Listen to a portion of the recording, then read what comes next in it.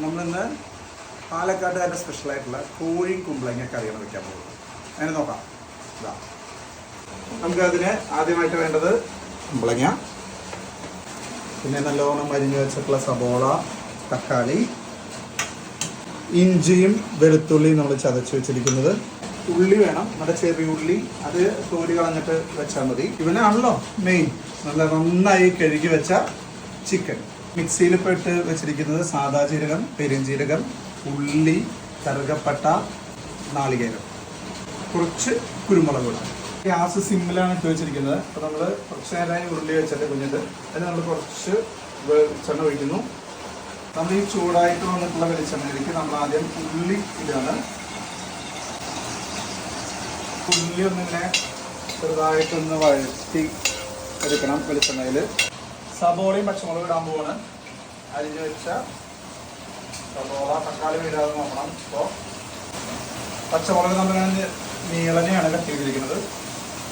ഒന്ന് വാടിയിട്ടുണ്ട്. അപ്പോൾ നമ്മൾ ഇതിൻ്റെ നടുവിൽ ഇഞ്ചിയും വെളുത്തുള്ളിയും കൂടി ഒരുമിച്ച് എടുത്തുള്ള പേസ്റ്റ് ഉണ്ട്. നമ്മളത് ആഡ് ചെയ്ത് കൊടുക്കാൻ പോവാണ്.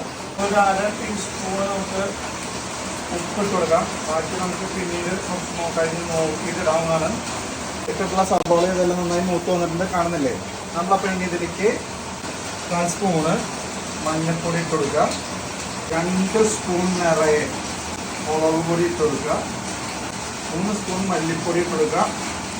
ഇറക്കി കൊടുക്കുക. ഇതെല്ലാം കൂടി അങ്ങ് മിക്സ് ചെയ്യാം. ഇതിൻ്റെ പച്ചമണം ഒന്ന് മാറിക്കിട്ടണം. അതിനാണ് നമ്മൾ നന്നായി ഇറക്കാൻ പറയുന്നത് കേട്ടോ.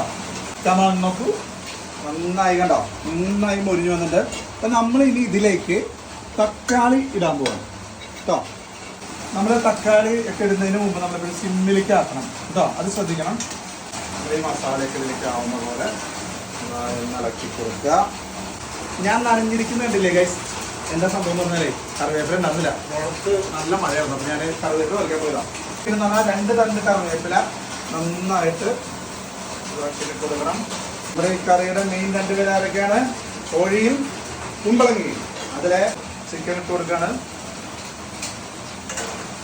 ചിക്കനിലേക്ക് ഇനി ഈ മസാല നന്നായി പിടിപ്പിക്കണം. നമ്മളിവിടെ ഓൾറെഡി ചെയ്ത് വെച്ചിട്ടുള്ള മസാല ചിക്കനിൽ എല്ലാവരും ആവണം. ഇതാണ് നമ്മുടെ മെയിൻ ടാസ്ക്. ഇത് നന്നായിട്ട് മസാലയൊക്കെ പിടിച്ചിട്ടുണ്ട്. നമ്മുടെ ഇന്നത്തെ കഥയിലെ താരങ്ങൾ ചിക്കനും കുമ്പളങ്ങയാണ്. ഹീറോ ആയിട്ടുള്ള ചിക്കനാണ് നമ്മൾ ഇട്ടത്. ആദ്യം നായികനെ കുമ്പളങ്ങ നമ്മൾ ഇടാൻ പോവാണ്. ഇവർ തമ്മിലുള്ള ഒരു മിക്സിങ് ഉണ്ട്, 2 പേരും തമ്മിലുള്ളത്. അതാണ് നമ്മുടെ